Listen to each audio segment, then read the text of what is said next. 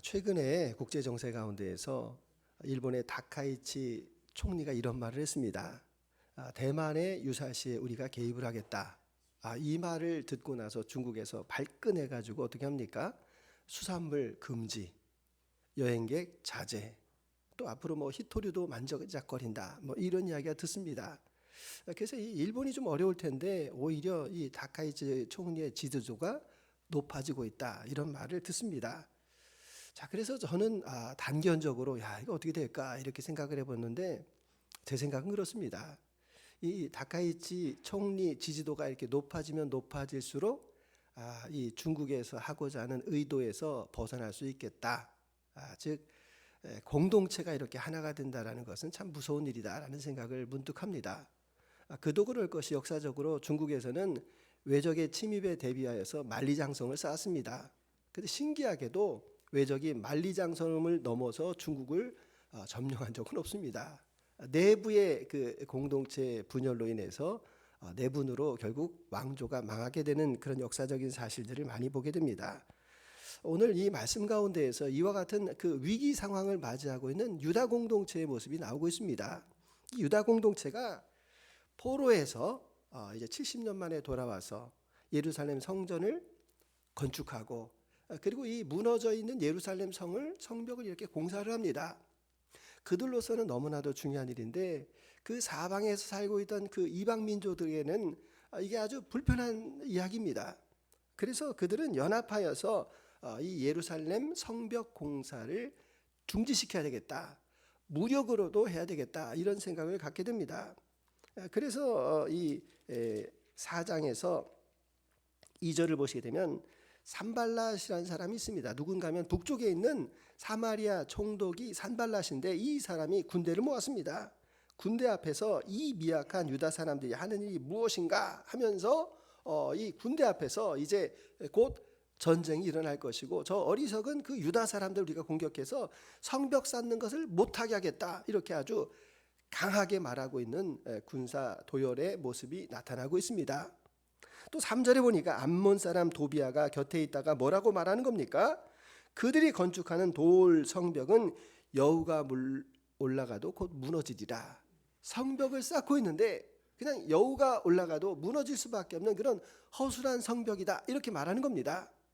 그러니까 이 무력 시위도 있고 그리고 선동술도 지금 벌어지고 있습니다. 그러니까 이 적들의 그 위협 앞에서 이 유다 백성들이 어떤 이야기를 하는 것입니까?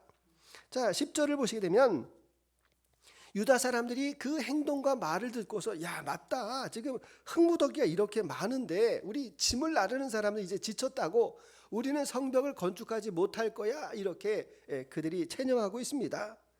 또 12절을 보니까 그 원수들 사방에 있는 그 원수들이 거주하는 지역의 유다 사람들이 이 느헤미야 지도자에게 와가지고 지금 전쟁의 징후가 있습니다. 와서 우리를 도와주세요라고 하는 일이 10번이나 일어납니다. 그러면은 이게 실제적으로 일어난 일입니까? 그렇진 않습니다. 군사가 동원됐다라는 말은 없습니다. 그러니까 이 적들이 위협하는 것에 이미 사람들의 마음이 낙심이 돼가지고 두려움 가득이 차 있는 그런 모습이 바로 오늘 이 성벽 공사를 하고 있는 유다 사람들의 모습이다라는 것을 보여줍니다. 그런 면에서 이 위기를 맞이하고 있는 오늘 우리 시대의 모습을 다시 한번 보게 됩니다. 자, 미국과 중국의 그 패권 전쟁이지만 사실은 이게 경제전입니다. 그래서 이 기축통화를 어떻게 할 것인가, 그 다음에 경제 패권을 누가 차지할 것인가. 그러니까 우리 같은 사람들은 이렇게 투자가 불안한데 어디에다 투자를 해야 되지? 미래는 어떻게 돼야 되지? 이렇게 불안감을 가지고 있습니다. 또 AI 시대가 돼서 4차 혁명이 일어나고 있는데 학생들은 이제 마음 가운데 이런 마음이 있습니다. 이제 AI가 다 하는데 공부해서 뭐 하노? 내가 공부 꼭 해야 돼? 저 대학 안 가겠습니다. 이런 학생들이 많아지고 있습니다. 또 이제 젊은 사람들은 취업을 위해서 열심히 해야 되는데 앞으로 취업 시장도 다 AI가 한다는데 나는 뭘 해야 되나? 낙심하고 있습니다. 나이가 드신 분들은 이제 미래가 캄캄하고 어떻게 살아가야 되는가, 내 노후는 어떻게 되는가, 이런 사방으로 우겨싸여 있는 그런 위기의 시대, 삶의 위기를 맞이하고 있는 시대가 바로 오늘 우리가 살아가고 있는 이 시대다라는 것을 말씀해 주고 있습니다. 이때 이 공동체의 이 위기를 돌파하는 사람이 나타나는데 그 사람이 느헤미야입니다. 이 지도자는 어떤 선택을 하고 있는가? 제일 먼저 보시게 되면 비전을 말하고 있습니다. 비전을 말한다라는 것이 참 중요한 것이 빅터 플랭클이라는 정신의학자가 있습니다. 이분이 그 독일에서 그 참혹한 아우슈비츠를 경험합니다. 그리고 나서 아주 중요한 말을 하는데 이런 말을 합니다. 그 독일군이 우리의 가족도 빼앗아가고 우리의 삶의 터전도 다 빼앗아가고 그리고 심지어는 가족까지 뺏어가는데 절대로 뺏어가지 못하는 것이 한 가지가 있다. 저는 이 말 정말 기가 막힌 말이다 이렇게 생각했습니다. 그건 무엇인가 하면은 선택권이라는 겁니다. 선택권. 그 말이 무슨 말인가 하면 그래 지금 포로로 끌려왔고 나는 이제 곧 죽을 거야. 가족들도 먼저 죽었고 나에겐 아무런 소망이 없어라고 뭘 선택하는 겁니까? 그들이 가져다주는 그 불행과 저주를 선택하는 사람도 있다는 겁니다. 그런데 아주 소수의 사람이지만 그 소수의 사람들은 그 억울함과 분노와 그리고 모든 빼앗김 가운데에서도 나는 결코 나의 삶의 의지를 포기하지 않겠다라고 그 선택하는 사람들이 있다. 이런 말을 합니다. 저 그 말에 감동받았습니다. 그렇지 사방이 아무리 우겨쌈을 당하고 사방의 환경이 다 무너질 것 같아도 나는 선택할 수 있다라는 것입니다. 하나님께서 우리에게 그와 같은 특별한 권세를 주시지 않으셨습니까? 그래서 우리 스스로 하나님이 인간의 의지를 주셔서 어떤 의지까지 주셨습니까? 내가 하나님을 선택해서 믿을 수도 있고 내가 선택해서 하나님을 거부할 수도 있는 피조물에게 이와 같이 엄청난 자율의 의지를 하나님께서 허락해 주셨다. 그런데 지금 이스라엘 백성들, 유다 백성들은 지금 무엇을 선택하고 있는 겁니까? 일어나지도 않은 일인데 그것에 대해서 지금 두려움을 선택하여서 우리는 이거 건축 못한다, 이제 적들이 쳐들어서 우리 망한다라고 이미 두려움을 그들이 선택하고 있을 그때에 느헤미야가 용기를 선택했다라는 겁니다. 자, 이 느헤미야를 한번 잘 보시게 되면 느헤미야는 판세를 알고 있습니다. 판세라고 하는 게 무엇인가 하면 이 성벽 공사를 누가 하고 있는 겁니까? 누구의 명예에 의해서 하고 있는 겁니까? 바사왕 아닥사스다 왕이 유다 사람들은 너희의 고국으로 들어가서 성벽을 건축하라 이미 윤허를 받았습니다. 그런데 시기심과 그 질투심을 가지고 북쪽에 있는 이 산발랏이라고 하는 총독이 공격하겠다라고 말하지만 지금 이 유다를 관할하고 있는 사람이 느헤미야가 총독입니다. 자, 그러면은 지방 관리와 지방 관리가 이렇게 맞붙었을 때 누구의 명령이 더 중요한 겁니까? 상위법인 아닥사스다 왕의 명령이 더 중요한 겁니다. 그리고 이 느헤미야는 어떤 사람이었습니까? 아닥사스다 왕의 가장 최측근이었습니다. 술 맡은 관원장이었습니다. 그러니까 딱 보기에 정말 그 하루 강아지 같이 이렇게 덤비는 겁니다. 느헤미야는 이미 공격을 하지 못한다는 것을 알고 있습니다. 그런데 지도자는 0.1%의 안보의 위협에도 대비하는 것이 지도자 아닙니까? 우리가 북한하고 전쟁을 벌입니다. 누가 이깁니까?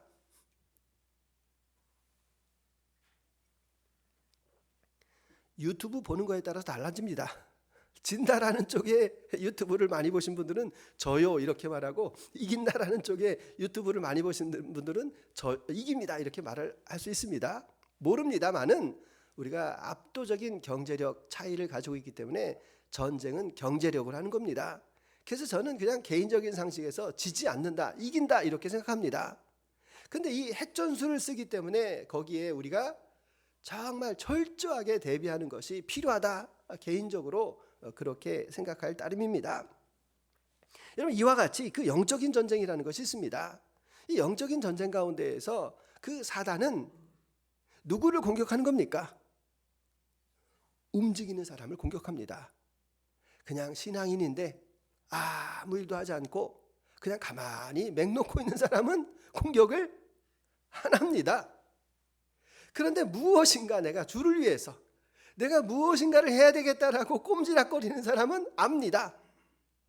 교회도 마찬가지입니다.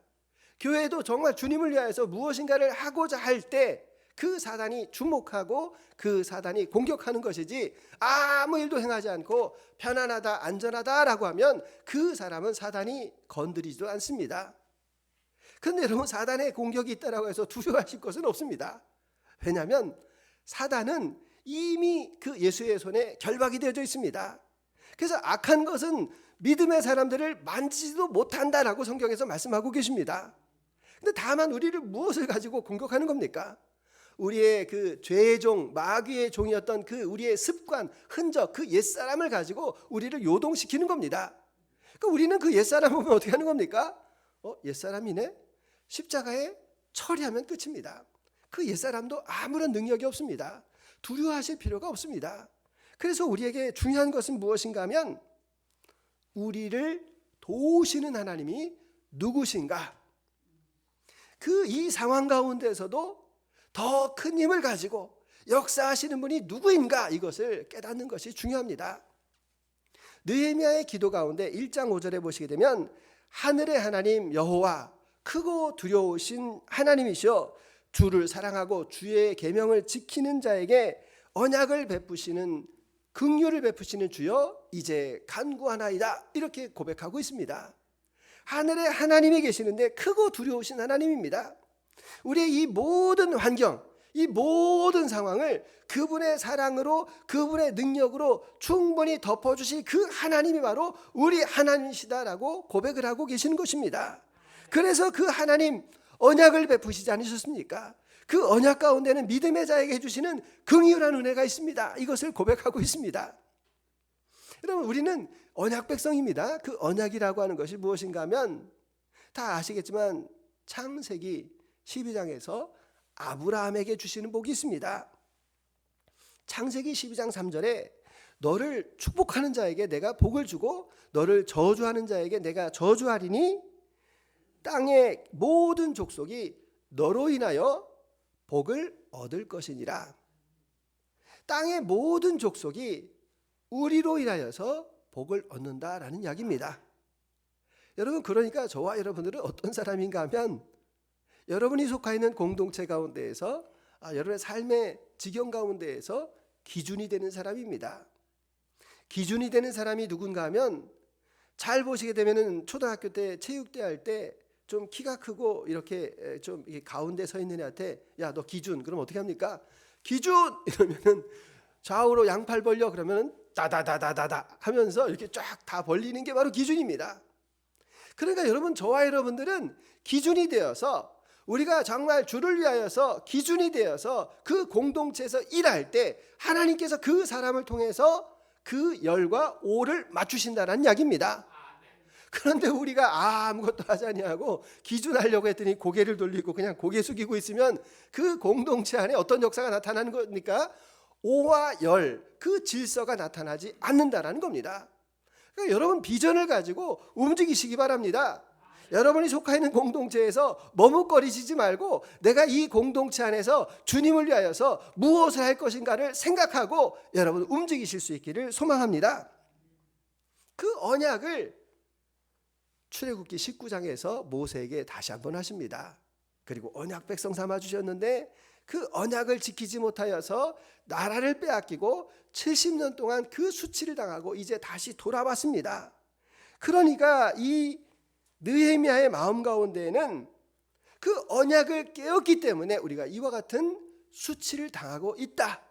그래서 우리가 두려워할 것은 저 사방으로 둘러싸여 있는 적들이 아니라 그 크고 두려우신 하나님을 우리가 두려워해야 된다라는 그 마음의 가짐을 가지고 있습니다. 14절 한번 보시기 바랍니다. 자, 14절에 우리 한번 14절 다시 한번 읽어보겠습니다.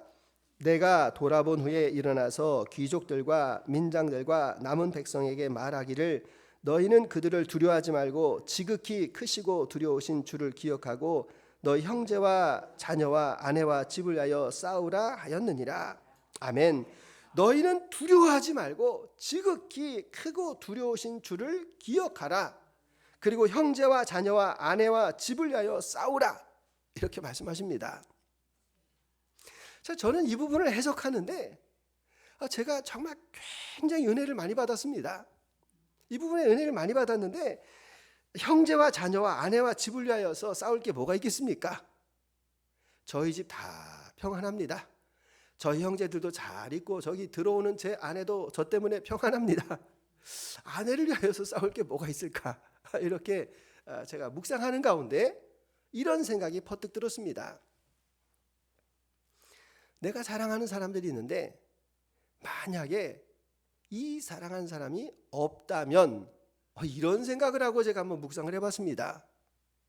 내 곁에 있는 그 사랑하는 사람들이 있었는데 그 사람이 지금 내 곁에 없다. 이것을 묵상하면서 제가 기도를 하는데 너무 힘든 겁니다.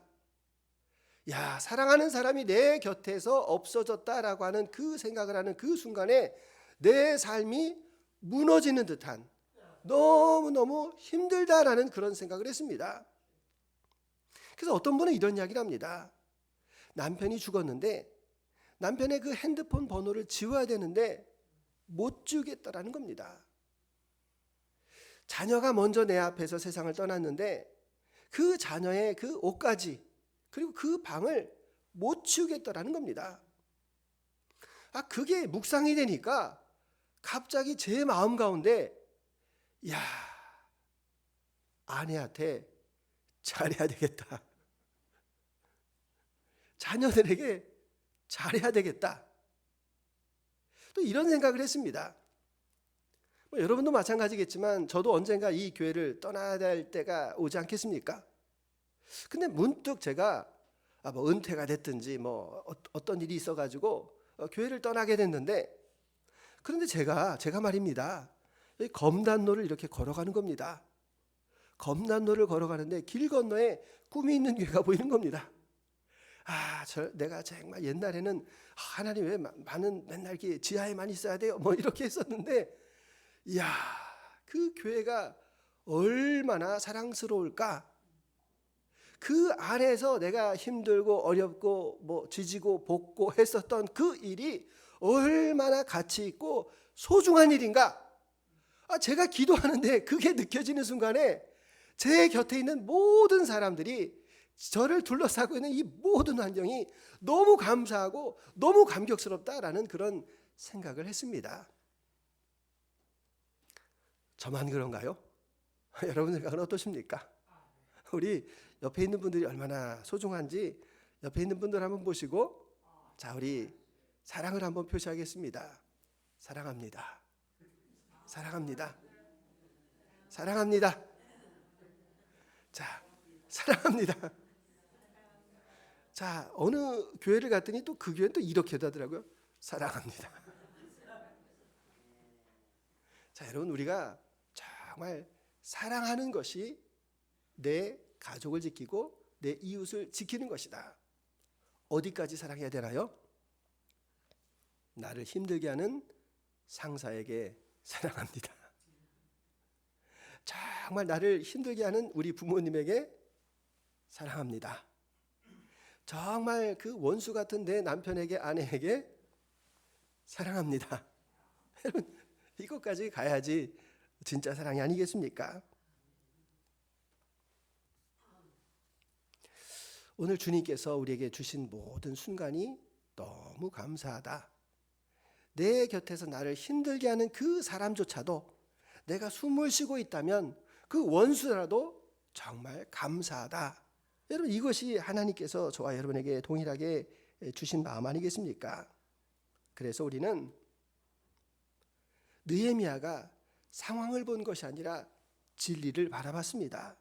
현실을 바라본 것이 아니라 그 현실 너머에서 우리를 지키고 보호하시는 그 주님을 바라보았다라는 사실입니다. 그래서 오늘 우리에게 그 비전이라고 하는 것이 무엇일까? 그것은 나에게 주신 모든 일들이 가장 가치 있다라는 일입니다. 그래서 여러분, 우리가 판단을 하실 때 나 중심적으로 하시는 것이 좋습니다. 어떤 분이 직장에 상사가 있는데 맨날 직장 상사가 쓸데없는 소리를 합니다. 쓸데없는 소리를 할 때 어떻게 해야 됩니까? 상사를 보시고 있는 우리 집사님 어떻게 해야 됩니까? 맞장구를 쳐주고 웃어야 되지 않겠습니까?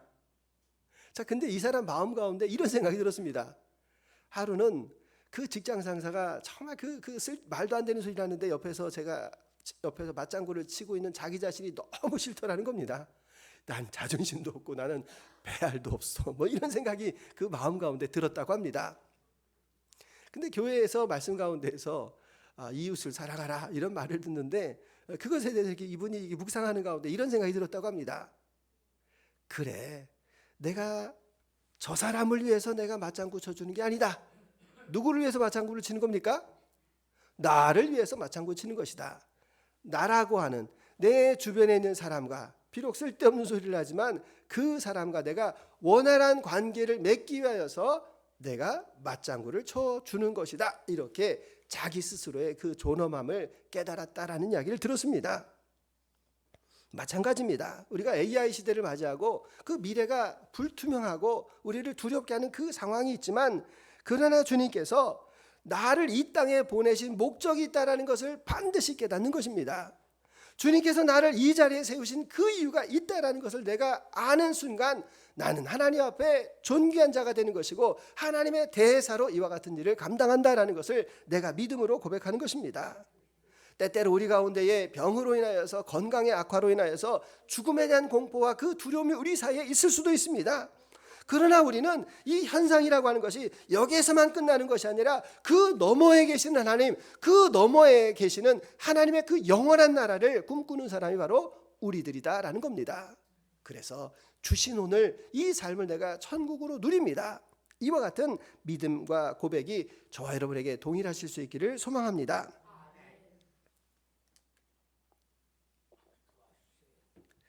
자, 이제 적들의 위협이 아주 노골화되고 있는 상황입니다. 그전에는 이 파수꾼을 세웠는데 이제는 이 백성들이 이거 가지고도 안 된다. 이 불안을 가지고 있는 그러한 절박한 상황을 지금 맞이하고 있다는 겁니다. 그래서 이 위기 상황이 있는데 위기 상황을 보시게 되면 경찰에서도 위기 상황 1단계부터 5단계까지가 있습니다. 제일 높은 단계를 뭐라고 하는지 아십니까? 가포, 비상령 이렇게 이야기합니다.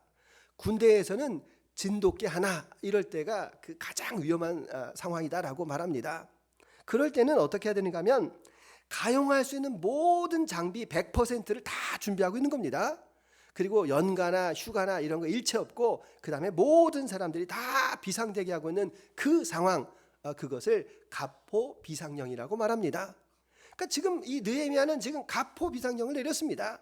그 가포 비상령이 무엇인가 하면 이제 그 사람 가운데에서 16절을 한번 보시게 되면 내 수하 사람들의 절반은 일하고 절반은 갑옷을 입고 창과 방패와 활을 가졌고 민장과 온 유다 족속이 뒤에 있었으며 자 그리고 17절에 성을 건축치 하는 자와 짐을 나르는 자는 다 각각 한 손으로 일을 하며 한 손에는 병기를 잡았는데 그러니까 자기 휘하에 있는 사람들에게 반은 일을 하게 하고 반은 창과 활과 이 방패로 무장을 하게 하고 일하는 사람들에게도 뭐라고 하는 겁니까?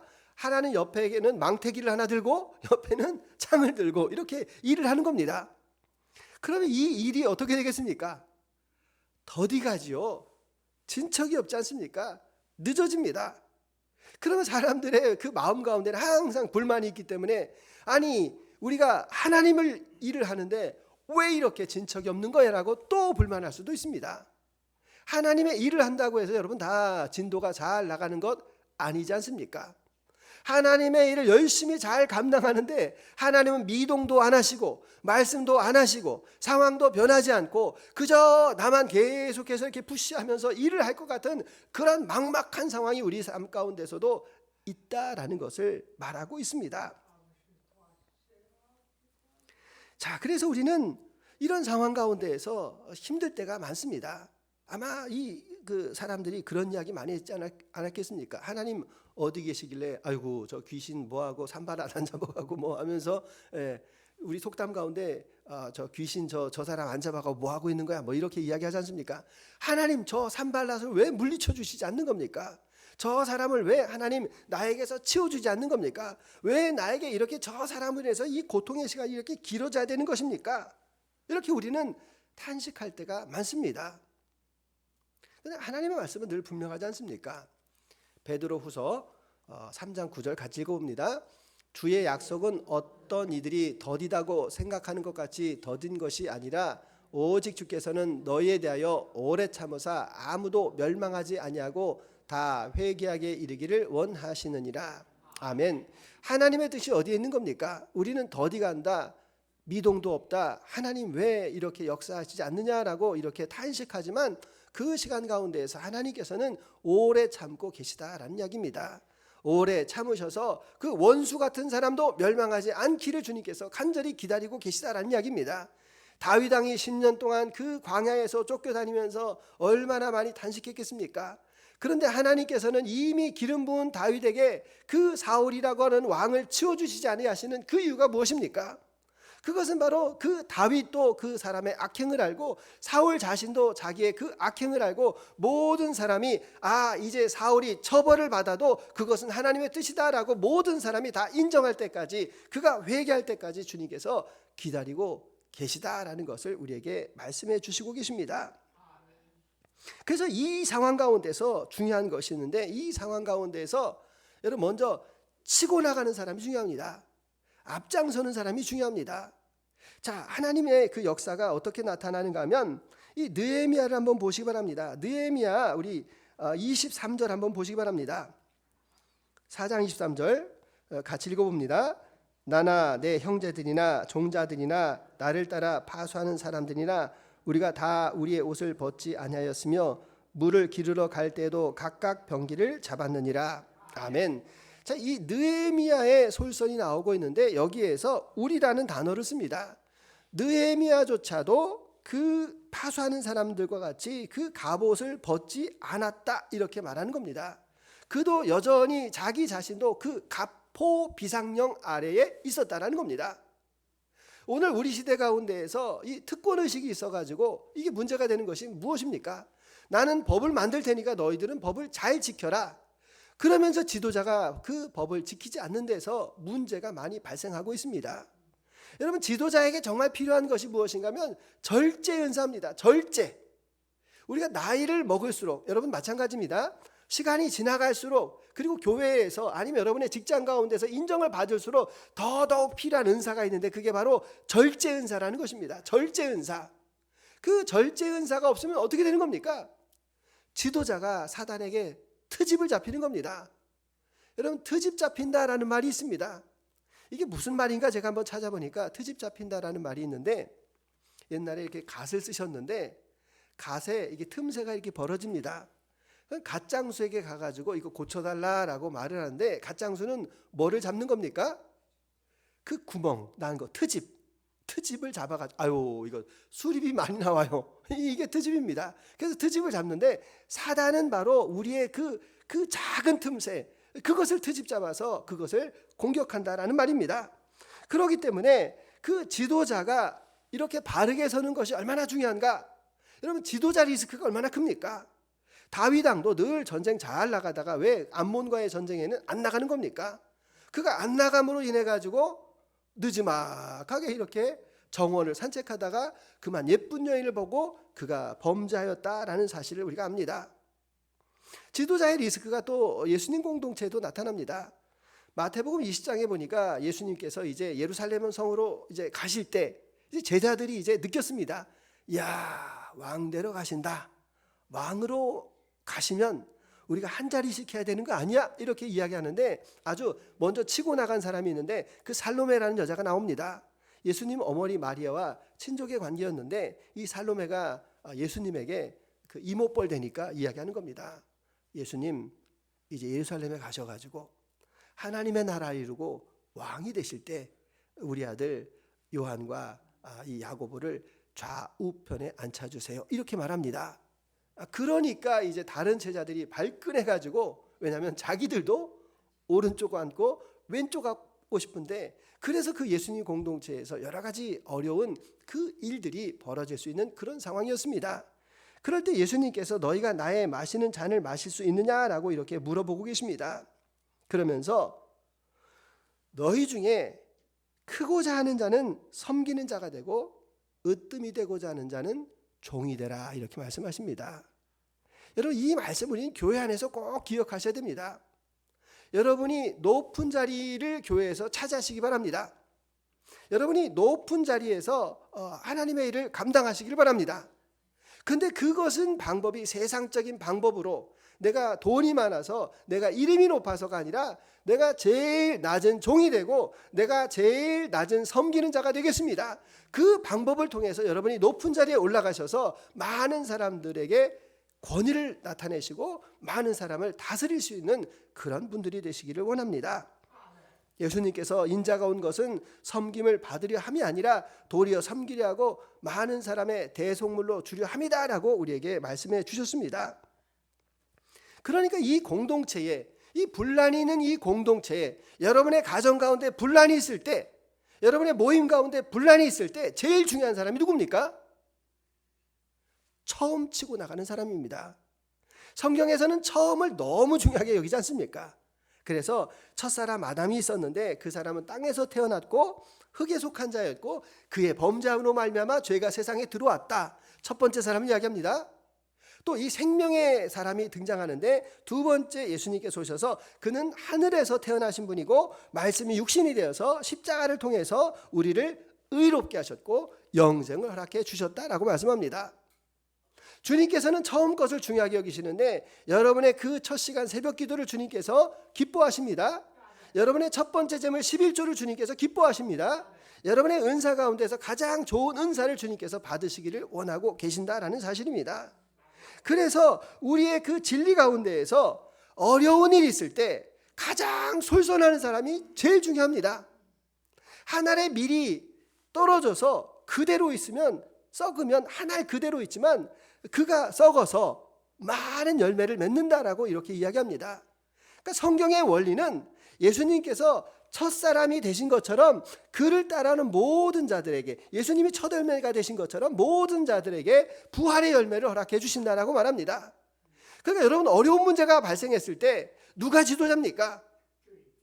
목사님요, 우리 사장님요. 여러분, 이거는 세상적인 이야기입니다. 목사가 아닙니다. 교회에서 지도자가 누굽니까? 어려움을 보고 첫 번째로 나설 수 있는 사람이 바로 지도자다라는 것을 말합니다. 그러니까 교회 안에 어려운 일이 있을 때 무슨 마음을 먹어야 되겠습니까? 내가 목회자니까 내가 나서야지라고 저는 생각하겠습니다. 여러분들은 무슨 생각을 하는 겁니까? 이 어려운 일 가운데에서 주님께서 지금 이 교회를 위하여서, 가정을 위하여서 재물을 찾고 계시는데, 왜냐하면 재물이 있어야지 예배가 되니까, 예배가 이루어져야 하나님의 역사가 나타나니까 그 첫 재물이 주님, 그럼 제가 첫 재물이 되겠습니다. 이게 바로 지도자라는 사실입니다. 하나님 나라의 가장 존귀한 지도자가 바로 내 것을 희생하고 하나님 앞에 드릴 수 있는 그 사람이 가장 존귀한 지도자, 이것을 주님께서 우리에게 말씀해 주고 계십니다. 그래서 지도자의 헌신이 얼마나 중요한가, 그 헌신을 주님께서 기쁘게 받으시고 그 12지파가 이제 절반쯤 쌓았는데 다 구역을 맡아가지고 다 협력해서 완성을 합니다.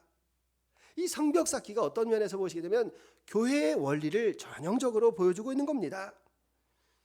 유력한 자가 감당하는 것이 아니라 우리 모두가 감당하고 그 모두가 다 지체가 돼서 서로 마디를 이어서 한 몸을 이루어가고 있는 그 성벽 공사를 이루어가고 있다라는 것을 말씀해 주고 있습니다.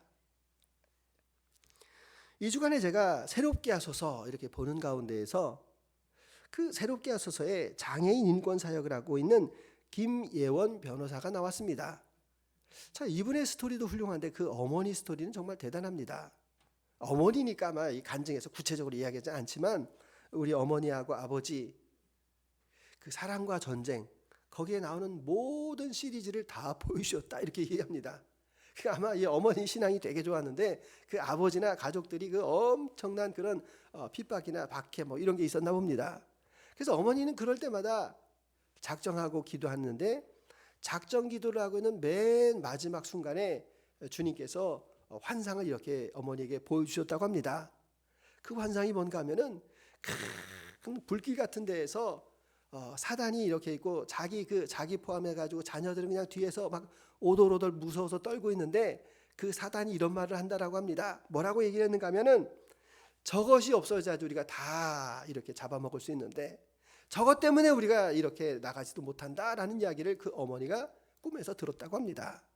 그 어머니가 크게 깨닫고 이거는 남편의 문제이고 가정의 문제이기도 하지만 이거는 정말 영적인 전쟁이다. 내가 여기서 굴복할 수 없다라고 해서 더 많이 기도하셔서 결론적으로 그 아버지가 장로님이 되셨고, 그리고 나중에 남편을 만나가지고 맞선을 보는 자리에서 그냥 대화가 그냥 술술 되더라는 겁니다. 아유 권사님, 뭐 장로님, 뭐 이러면서 그 만난 자리에서 아유 그럼 우리 같이 예배 드립시다 하면서 상견례 자리에서 예배를 드렸다. 이런 이야기가 나왔습니다. 물론 뭐 간증이라고 하는 것이 모두가 다 그렇게 된다라는 이야기는 아닙니다. 그러나 확실한 것은 우리에게 누구에게나 삶의 위기는 찾아온다라는 이야기입니다. 그 삶의 위기가 찾아왔을 때 그때에 우리는 그 현실 속에서 매몰되어져서 믿음을 잃어가는 사람이 아니라 그 현실 가운데서도 하나님께서 하시는 그 말씀, 그 비전을 찾는 사람들이 바로 믿음의 사람이다라는 것을 말씀해 주고 있습니다. 위기의 순간 가운데에서 이 문제를 해결해야 되는데 그 문제를 해결할 수 있는 방법은 하나님 앞에 제물이 필요한데 내가 주님 앞에 제물이 되겠습니다라고 고백하는 그 사람이 바로 그 공동체를 살릴 수 있는 지도자다라는 것을 주님께서 우리에게 분명히 말씀하고 계십니다. 그래서 나에게도 삶의 위기가 찾아올 때가 있습니다. 공동체에도 찾아올 때가 있습니다. 그때에 주님, 내가 현실을 바라보지 아니하고 주님만을 바라보겠습니다. 그 주의 약속을 붙들겠습니다. 뿐만 아니라 내가 주님 앞에 제일 먼저 희생하는 자가 되기를 원합니다. 그런 고백이 우리에게 필요하지 않겠습니까? 그래서 이 한 주간을 살아가시면서 주님, 무너져 있는 나의 성벽은 어디에 있습니까? 이 무너진 성벽을 내가 어떻게 하면 다시 수축할 수가 있겠습니까? 주님께 지혜를 구하고 그 무너진 그 수축을 하시는 저와 여러분들의 삶이 다 되시기를 주의 이름으로 축원합니다. 주님 감사합니다. 삶의 위기가 찾아올 때 있습니다. 그럴 때 다시 생각해 보면 주님 고통받고 있는 이 현실이 너무 감사합니다. 주님, 나에게 주신 이 현실 앞에서 나는 굴복하지 않겠습니다. 이 현실에서 나는 굴복하게 되면 정말 주님 앞에 온전하게 설 수가 없지만 그러나 주님께서 주신 이 힘을 가지고 주님 견디고 버티고 끝까지 참고 인내함으로 인하여서 주님께서 주시는 그 비전과 꿈을 이루어갈 수 있는 우리가 다 되게 하여 주옵소서. 공동체를 살리고 싶습니다. 가장 지름길은 내가 번제물이 되는 것입니다. 내가 희생의 제물이 되는 것입니다. 그 고백으로 나를 주님 앞에 드릴 수 있는 귀한 은혜를 허락하여 주옵소서. 감사드리며 예수 그리스도의 이름으로 기도드립니다. 아멘.